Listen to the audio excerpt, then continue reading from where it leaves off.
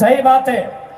आज जब हम महाराष्ट्र गए थे, महाराष्ट्र की एक पार्टी का ऑफर था, पूर्वोत्तर भारत की एक पार्टी का ऑफर था कि आप पे हम लोग 100 करोड़ का इन्वेस्ट करेंगे, विधानसभा के चुनाव में आपको 2 हेलीकॉप्टर देंगे। लेकिन हमने एक लाइन कहा था, तो फिर हम भी तो बाकी नेताओं की तरह, केंद्रीय मंत्री और बाकी मंत्रियों की तरह टाटा टिस्को की दलाली करना होगा। आज मैं आप लोगों को स्पष्ट कहना चाहूंगा, जैसे हमारे रिजवान दा ने कहा, बिल्कुल राजनीतिक महत्वाकांक्षा अगर हमारी होती, आपके मन में भी एक सवाल आ रहा होगा कि हम लोग भी बदल जाएंगे क्या। अरे बदल जाने का रहता तो जान जोखिम में नहीं रखते, जान को बचा के सभा करते। आज हम पूरे विश्वास के साथ कहते हैं, देश के माननीय प्रधानमंत्री अपना जीवन में जितना सभा नहीं किया होगा, हमने 2 साल नहीं किया है।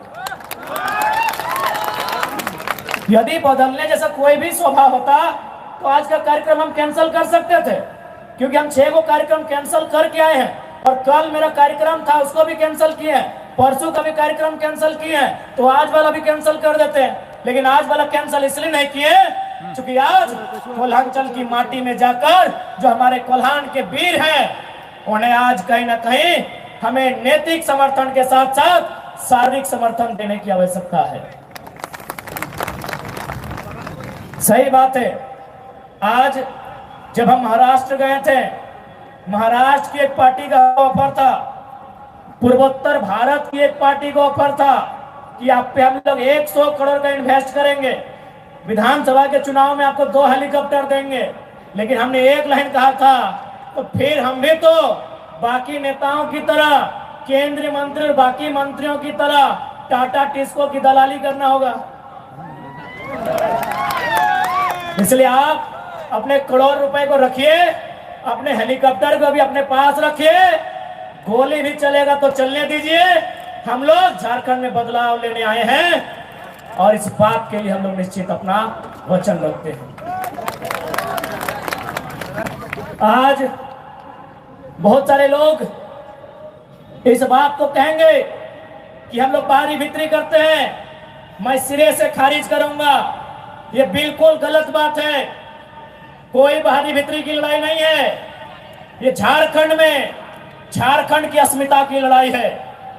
क्योंकि जब विवाद होता है तो सबसे पहले बिहार और झारखंड सामने आते हैं। तो मैं यदि इन बड़ी बड़ी इमारतों में बिहार के निवासी हैं और मैं संवैधानिक दृष्टि से बिहार को बड़ा भाई मानता हूं, तो पहला संदेश आपको दूंगा।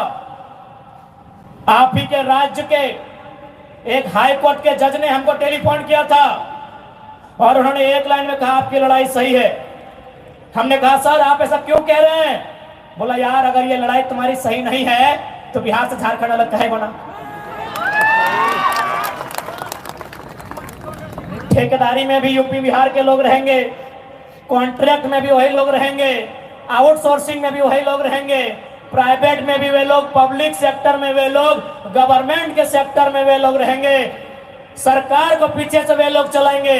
तो झारखंड काहे बना है? ये हम नहीं, बिहार राज्य के एक सम्मानित हाईकोर्ट के जज ने कहा है। यानी जो लोग अपना अपना हिस्सा खाना चाहते हैं वो कहीं का रहे, वो हमारे साथ खड़ा है। टेलीफोन से हमारी बात किसान आंदोलन के एक जाट समुदाय के व्यक्ति से हुआ। उसने बड़ा अच्छा तर्क दिया कि आपकी लोकेलिटी की लड़ाई बिल्कुल सही है। यदि मान लीजिए पूरा इंडिया एक होता, कश्मीर से कन्याकुमारी, अरुणाचल प्रदेश से गुजरात, और यदि कोई पंजाब का आदमी, जाहिर सी बात अगर पुलिस को ऑप्शन आता सबसे पहले पंजाब के भाई लोग बनते, और यदि वो असम चल जाता पुलिस की ड्यूटी करने, तो क्या असम को कंट्रोल कर पाता? ये एक जाट नेता का स्टेटमेंट है कि बिल्कुल सही लड़ाई है। बंगाल में बंगाली, बिहार में बिहारी, झारखंड में झारखंडी। यदि कोई टीचर बनता, केरल की कोई लड़की टीचर बनके अरुणाचल प्रदेश चली जाती, क्या वो पढ़ाई कर पाती, बच्चों को पढ़ा पाती? नहीं।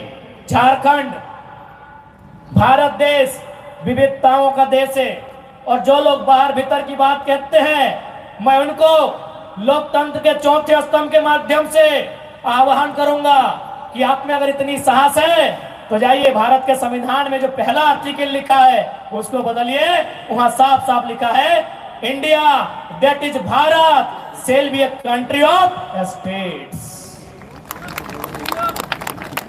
भारत अर्थात इंडिया वह राज्यों का संघ होगा। बिना राज्य के आप देश कैसे बनाएंगे मान्यवर, कैसे देश बनाएंगे? यह भाषा एक नहीं, बोली एक नहीं, परंपरा एक नहीं, खान पान का तरीका एक नहीं, अरे पहनने का तरीका एक नहीं। भारत को एक आप कैसे कीजिएगा बताइए? इसलिए भारत का संविधान खूबसूरत है, पढ़िए। जो लोग हमारे अधिकारों पे नजर गड़ा के बैठे हैं, पढ़िए। भारत का भी संविधान साफ साफ लिखा है India that is Bharat shall be a country of unions, shall be a country of states. वहां लिखा दीजिए India that is Bharat is a country. अब आप कहेंगे कि भाई अगर आपका लड़ाई सही है तो कानून रिजेक्ट कर रहा है न। मैं आपको साफ साफ कहूंगा, मैंने पहले भी कहा है कि डीसी आए चाहे भीसी आए, डीसी रहे चाहे भीसी, झारखंड को लूटने आया है। अब तो राज्यपाल महोदय भी, दुर्भाग्य, क्योंकि राज्यपाल पे हम टिप्पणी ऐसा नहीं कर सकते हैं, लेकिन दुर्भाग्य है कि राज्यपाल महोदय भी डीसी और बीसी के कार्य को चरितार्थ कर रहे हैं। आप बोलेंगे कैसे? इसी बिहार राज्य में 75% का आरक्षण का विधेयक विधानसभा में, विधानमंडल में पारित हुआ। राज्यपाल ने कहा एक्सेप्टेड। इसी झारखंड में 77% के आरक्षण को क्या कह रहे हैं? रिजेक्टेड। आप कानून की बात करते हैं, हर जगह तो आप लोग हमको शोषित कर रहे हैं, हर जगह हमारे साथ सौतेला व्यवहार कर रहे हैं। बताइए पढ़े लिखे लोग, बिहार में 75% सेलेक्ट हो गया, झारखंड में 77% रिजेक्ट हो गया, और आप कानून की बात करते हैं। अरे कानून को आपने नोच के चौंच के चबा के खा लिया है। आपने संविधान को झारखंड में तार तार कर दिया है। इसलिए आज आंकड़े कहते हैं कि केवल रांची में सीएनटी जमीन को बचाते बचाते आदिवासी राज्य में 4000 आदिवासियों का मर्डर हुआ है। ये आंकड़े कहते हैं, या आंकड़े सरकार के आंकड़े हैं, रघुवर सरकार कालखंड के आंकड़े हैं। सीएनटी जमीन को बचाते बचाते केवल रांची में 4000 लोगों की हत्याएं हुई है। आप सोच के देखिए, जमशेदपुर, धनबाद और बोकारो का गिनती तो अभी किए नहीं है। आप किस कानून की बात करते हैं जहां हर जगह सबने कब्जा करके रखा है? आज मैं साफ साफ कहूंगा, क्योंकि बड़ी बड़ी इमारतें में हमारे बड़े भाई लोग रहते हैं। झारखंड को हम बड़ा भाई नहीं बोलते हैं, बड़ा भाई यानी बिहार, उड़ीसा, बंगाल। इन बड़ी बड़ी इमारतों में जो भी हमारे बड़े भाई रहते हैं, चूंकि आपको भी हमारा बात सुनने का अधिकार है, लोकतांत्रिक भारत है, आपको भी हम संदेश देंगे कि हम स्वीकार करते हैं कि हम संवैधानिक दृष्टिकोण से बिहार का हिस्सा रहे हैं। हम स्वीकार करते हैं कि ऐतिहासिक दृष्टिकोण से और खासकर अंग्रेजों के दस्तावेज के अनुसार हम बंगाल प्रेसिडेंसी का भी हिस्सा रहे हैं। लेकिन याद रखिएगा, हमारी स्वतंत्र विचारधारा सदियों से रही है। अब चलिए मान लेते हैं कि हम लोग आपस में 4 भाई हैं, बंगाल, बिहार, उड़ीसा, झारखंड। तो आज बंगाल के पास 88,752 वर्ग किलोमीटर का धरती है। आज बिहार के पास 94,163 वर्ग किलोमीटर की धरती है। आज उड़ीसा के पास 1,55,707 वर्ग किलोमीटर की धरती है। जब हम आपकी धरती में नजर नहीं गड़ाते तो आप हमारी 79,714 वर्ग किलोमीटर की धरती में नजर क्यों गड़ाते? ये छोटा भाई आपसे सवाल करता है। कोई डरने का बात नहीं है, मीडिया के सामने सर सवाल करते हैं। पश्चिम बंगाल से, बिहार से, उड़ीसा से, आप तीनों हमारे बड़े भाई हैं, हम स्वीकार करते हैं। एक के पास 88,000 के आसपास, एक के पास 94,000 के आसपास, एक के पास 1,55,000 के आसपास वर्ग किलोमीटर में जमीन है। जब आपकी जमीन पर हम नजर नहीं गड़ाते हैं, आप छोटे भाई की जमीन पे नजर क्यों गड़ाते हैं? क्या ये मर्यादा है? क्या ये नीति है? क्या ये सिद्धांत है? उत्तर दीजिए। इन बड़े बड़े बिल्डिंग में रहने वाले हमारे बड़े भाई यानी बंगाल, उड़ीसा और बिहार के निवासी, ये कहां का न्याय है? यदि बंटवारा हो चुका है, दैट मीन्स बंटवारा हो चुका है, पार्टीशन हो चुका है। आपके हिस्से में जो है आप उसको देखिए। और आप ही कहते हैं ना बड़े भाई कि 12 बीघा में पुदीना बा। आप ही कहते हैं ना मेरे आदरणीय बड़े भाई, आप ही कहते हैं कि 12 बीघा में पुदीना बा। तो पुदीना की चटनी बनाइए, खाइए, झारखंड की मिट्टी को छोड़ दीजिए, हम लोग मिट्टी खा के रह लेंगे। और ये मिट्टी खाने वाला बात कोई मजाक का बात नहीं है।